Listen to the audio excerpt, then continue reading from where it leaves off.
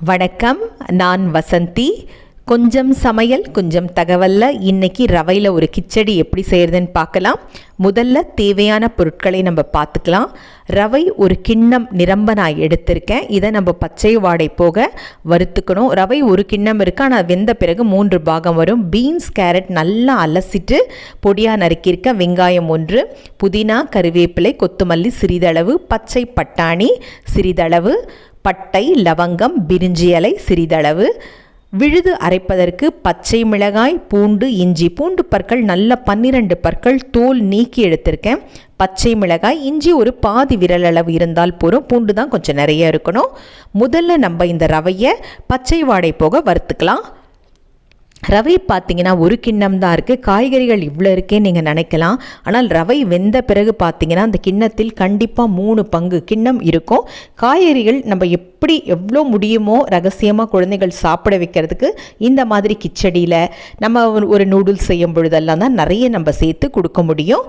இப்போது இந்த ரவையை நம்ம எடுத்துட்டோம், நல்லா வறுபட்டு போச்சு. இப்போ ஒரு சமைப்பான் வச்சு எண்ணெய் சேர்த்துப்போம். எண்ணெய்னா எண்ணெய், நெய்னா நெய்லேயே கூட நீங்கள் தாளிக்கலாம், அதுவும் ரொம்ப நல்லாயிருக்கும். நான் நெய் ரெண்டுமே சேர்த்து செய்கிறேன். எண்ணெய் 1 குழிக்கரண்டி எண்ணெயில் முதல்ல வெங்காயம் நான் போட்டுக்கிறேன். வெங்காயம் நிறைய வேண்டாம், ஒரே ஒரு வெங்காயம் போரும், நீளவாக்கில் நறுக்கியது. பட்டையை பார்த்தீங்கன்னா ஒரு சின்ன பட்டை துண்டை அதை உடைச்சி போடுங்க. நிறைய பேர் முழுசாக போடுவீங்க, அந்த மாதிரி போடாதீங்க.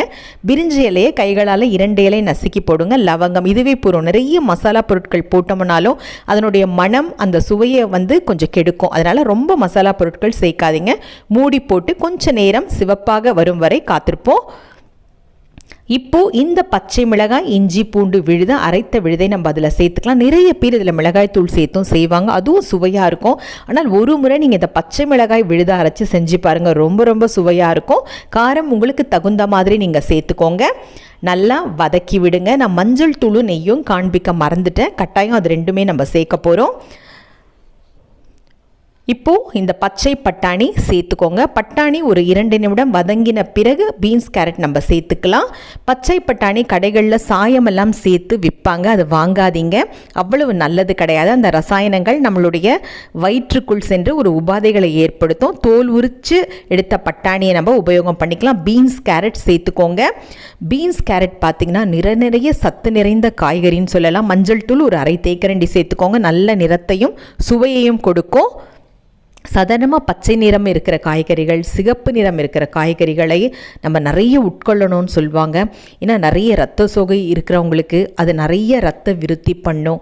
கண் குறைபாடு உள்ளவர்களுக்கு இந்த காய்கறிகள் நிறைய அந்த குறைபாடுகளை நீக்கும். அதனால் நம்முடைய உணவுகளில் சிகப்பு நிறம், பச்சை நிற காய்கறிகளை நிறைய நம்ம சேர்த்துக்கணும்.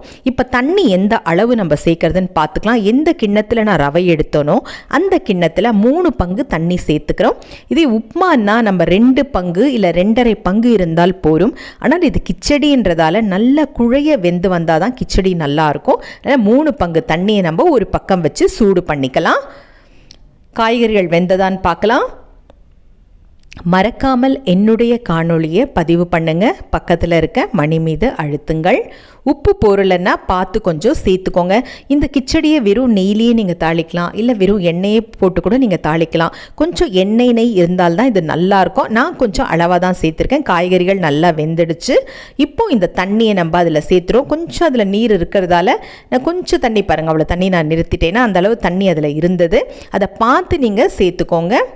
இப்போது இந்த புதினா பார்த்திங்கன்னா சும்மா ஒரு 10லேருந்து 12 இலைகள் இருந்தால் போதும், அதுக்கு மேலே நிறைய போடாதீங்க. கொத்தமல்லி சிறிதளவு, கருவேப்பிலை சிறிதளவு நல்லா அலசி எடுத்து போடுங்க. 1 தேக்கரண்டி நெய் தான் நான் சேர்க்குறேன். நெய்யும் எண்ணெயும் நான் அளவாக தான் சேர்க்குறேன். உங்களுக்கு தேவைப்பட்டால் இன்னுமே கூட நீங்கள் 1 கரண்டி நெய் சேர்த்துக்கலாம், கண்டிப்பாக ரொம்ப நல்லாயிருக்கும். இதற்கு பார்த்திங்கன்னா சட்னி தான் ரொம்ப நல்லாயிருக்கும்.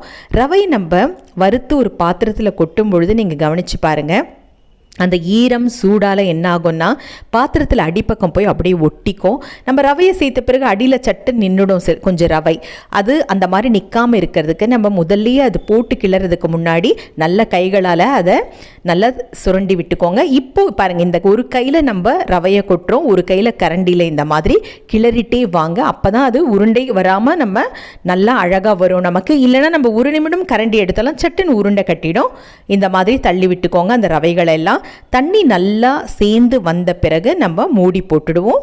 ஊதல் வரணும்னு அவசியம் இல்லை. 5 நிமிடம் இளந்தீல இருந்தாலே போதும். கிச்சடி ரொம்ப நல்லா வரும். பாருங்கள், நல்லா சேர்ந்து வந்துடுச்சு. சட்டுன்னு இழுத்துடும் ரவை.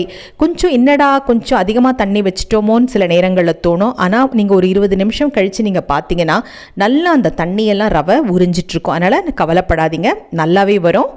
இப்போ நம்ம மூடி போட்டு அந்த ஊதல் அது மேலே போடுவோம். 5 நிமிடம் இளந்தீல வச்சு நம்ம எடுத்து பார்ப்போம் எப்படி வந்திருக்குன்னு பார்க்கலாம். எப்போவுமே தொடர்ந்து இட்லி தோசை அப்படின்னு சாப்பிட்றோம். ஒரு நாள் இந்த மாதிரி வித்தியாசமாக செஞ்சு சாப்பிட்டா நல்லாயிருக்கும். குழந்தைகளுக்கும் இந்த காய்கறிகள் எல்லாம் போய் சேரும். பாருங்கள், ரொம்ப நல்லா வந்திருக்கு. பாருங்கள், நீங்கள் இந்த மாதிரி வெந்து வந்த பிறகு கூட நெய் நீங்கள் போடலை அப்படின்னா ஒரு தேக்கரண்டியோ 2 தேக்கரண்டியோ நெய் நீங்கள் இதில் சேர்த்துக்கிட்டிங்கன்னா நல்லா மணமாகவும் நல்லாவும் இருக்கும் சாப்பிட்றதுக்கு. கிச்சடி தயாராகிடுச்சு. மீண்டும் சந்திப்போம். நன்றி, வணக்கம்.